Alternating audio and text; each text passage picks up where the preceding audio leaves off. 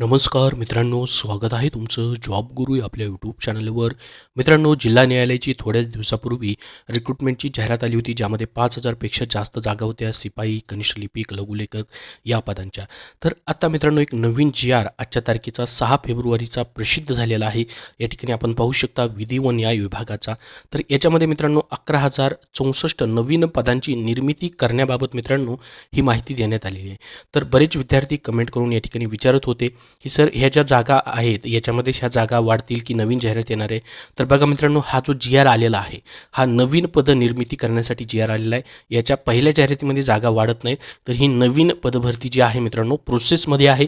याच्यासाठी मित्रांनो हा जी आरला आहे, याच्यामध्ये आकृतीबंधासाठी किंवा नवीन पद निर्माण करण्यासाठी मान्यता देण्यात आलेली आहे. तर कुठली याच्यामध्ये पदं असणार आहेत, काय जी आर आहे, सविस्तर माहिती आपण पाहणार आहोत. जी आरची लिंक तुम्हाला डिस्क्रिप्शन बॉक्समध्ये दिलेली आहे. तर नवीन पदांची मित्रांनो जाहिरात जी आहे ती कधीही प्रसिद्ध होऊ शकतात, म्हणजे याची प्रोसेस जी आहे ती सुरू झालेली आहे. काय म्हटलं याच्यामध्ये पहा मित्रांनो, NCMS समितीच्या अंतरिम अहवालामध्ये मित्रांनो सिस्टीम आधारे प्रलंबित व नवीन दाखल होणारी जी प्रकरणं आहेत ती निकाली काढण्यासाठी मित्रांनो न्यायिक अधिकाऱ्यांची संख्या ठरवण्याची सूत्र निश्चित केलं आहे. तर मित्रांनो 16/6/2018 रोजी महाराष्ट्र राज्याकरिता 3,211 न्यायिक अधिकाऱ्यांची पदं निर्माण करण्यास मान्यता दिली होती. न्यायिक अधिकारी म्हणजे मित्रांनो जी वरच्या लेवलची पदं असतात, जसं की न्यायाधीश वगैरे. तसेच तर आता NCMS समितीने मित्रांनो अंतरिम अहवाल महाराष्ट्र राज्याकरिता 3,211 न्यायिक अधिकाऱ्यांची नवीन पदं निर्माण करण्याबाबत प्रस्तावित केला आहे. त्यानुसार मित्रांनो सदर पद निर्माण करण्याबाबत प्रस्ताव शासनाला सादर केला गेला होता. तर त्या अनुषंगाने मित्रांनो या ठिकाणी सदर प्रस्ताव विचाराधीन असताना जो आदेश आहे 20/12/2023 रोजीचा न्यायिक अधिकाऱ्यांची नवीन पदं निर्माण करण्याचा, तर सदर प्रस्तावावर तात्काळ कार्यवाही करून निर्णय घेण्याबाबत निर्देश देण्यात आलेले आहेत. तर मित्रांनो आता सद्यस्थितीमध्ये राज्यात न्यायिक अधिकाऱ्यांची 2,260 एवढी पदं मंजूर आहेत. तर यापूर्वी मित्रांनो त्यामध्ये 348 पदांची निर्मिती यापूर्वी झालेली आहे.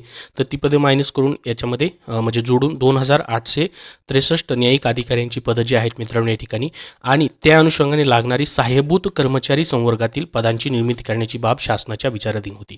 तर आपल्याला महत्त्वाचं आहे मित्रांनो या ठिकाणी काय, न्यायिक अधिकाऱ्यांची पदं तर आहेतच मित्रांनो, परंतु जे न्यायाधीश आहेत, न्यायिक अधिकारी म्हणजेच काय, जे न्यायाधीश वगैरे जी मोठी मोठी पदं आहेत न्यायालयामधली, जिल्हा न्यायालय असतील तिथली, तर त्यांना सहाय्यभूत कर्मचारी संवर्गातील पदांची निर्मिती करण्याची बाब शासनाच्या विचाराधीन होती. म्हणजे तुमची ग्रुप सी, ग्रुप डीची जी पदं झाली, लिपिक असेल, शिपाई असेल, लघुलेखक असेल, ही पदं निर्माण करण्याची शासनाच्या बाब विचाराधीन होती, ज्याला आपण ग्रुप सी आणि ग्रुप डी म्हणतो. सध्या तर कशी तुमची जाहिरात प्रसिद्ध झाली लिपिक शिपाईची, त्या पद्धतीची पदं. तर खाली काय म्हटले पहा, शासन निर्णयामध्ये देखील तीच माहिती दिलेली आहे की जसं की मित्रांनो दिवाणी न्यायाधीश, आता न्यायिक अधिकारी म्हणजे वरच्या स्तरावरची पदं कुठली असतील, तर जिल्हा न्यायालयामधील जिल्हा न्यायाधीश असतील, दिवाणी न्यायाधीश असतील, दिवाणी न्यायाधीश कनिष्ठ स्तर, वरिष्ठ स्तर. तर या संवर्गातील अधिकाऱ्यांची पदं जी आहेत मित्रांनो, वरच्या संवर्गाची पदं इथं दिलेली आहेत पहा, जिल्हा न्यायाधीश, दिवाणी न्यायाधीश. तर त्यांची किती पदं आहेत, 2,863 पदं. ठीक आहे.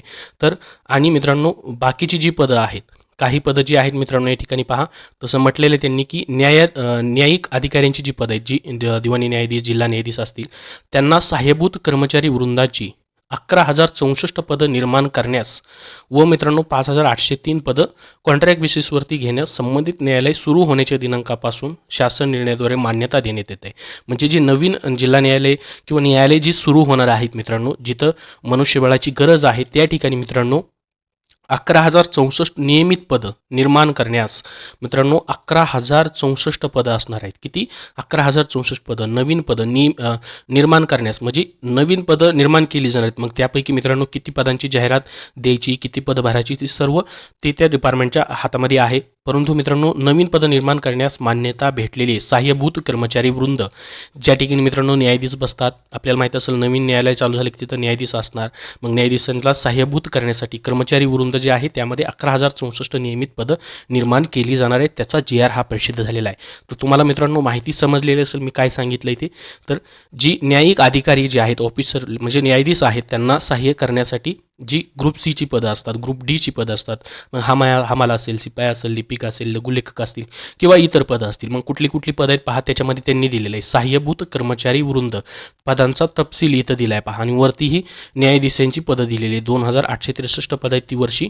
खाली पहा जिल्हा मुंबई नगर दिवाणी मुंबई लघुवाद व कौटुंबिक न्यायालय जिल्हा न्यायाधीशांसाठी लागणारे सहाय्यभूत कर्मचारी उदाहरणाची नियमित पदांचा तपशील दिलेला आहे.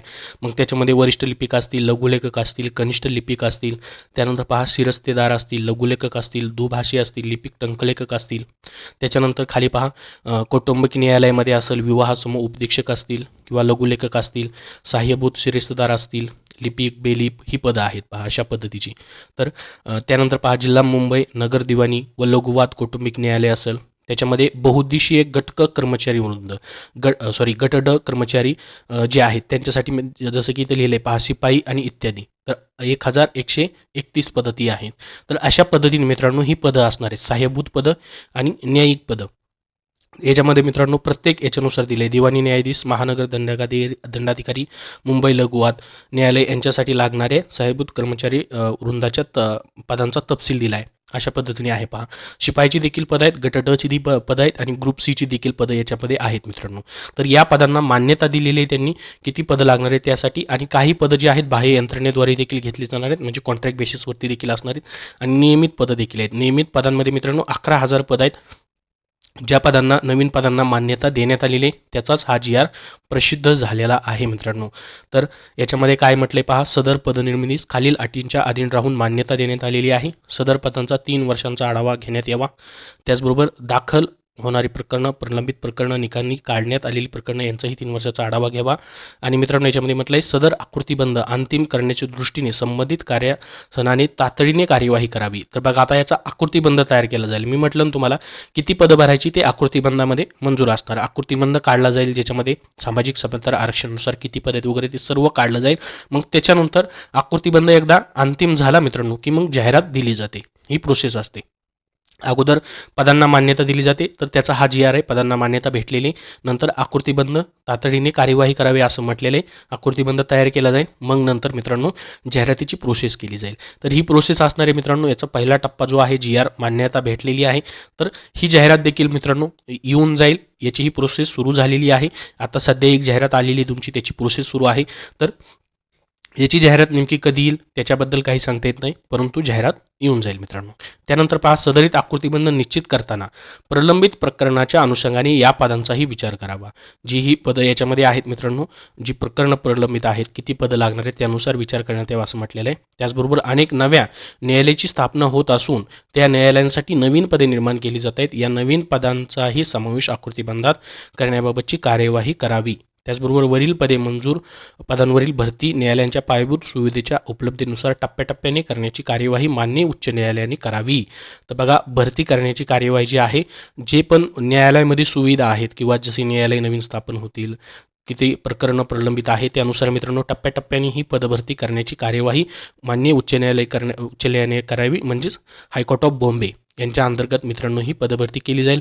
मग हायकोर्ट ऑफ बॉम्बे अंतर्गत जसं की डिस्ट्रिक्ट न्यायालय आहेत किंवा कौटुंबिक न्यायालय आहेत लघुवाद न्यायालय आहेत या न्यायालयांमध्ये मित्रांनो ही पदभरती केली जाते. त्यानुसार मित्रांनो याची प्रोसेस करण्यासाठीचा हा जी आर मान्यताचा जी आर मित्रांनो या ठिकाणी प्रसिद्ध झालेला आहे. याचे मित्रांनो जाहिरात अजून आलेली नाही आहे. ह्याची जाहिरात प्रोसेसमध्ये आहे मित्रांनो.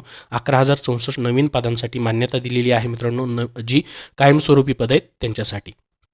तर या व्हिडिओमध्ये एवढीच महत्त्वाची माहिती मित्रांनो. याच्याबद्दल जसे अपडेट येतील तसे तुम्हाला शेअर केले जातील. अजून तुमचे काय प्रश्न असतील तर कमेंट बॉक्समध्ये नक्की विचारा. धन्यवाद.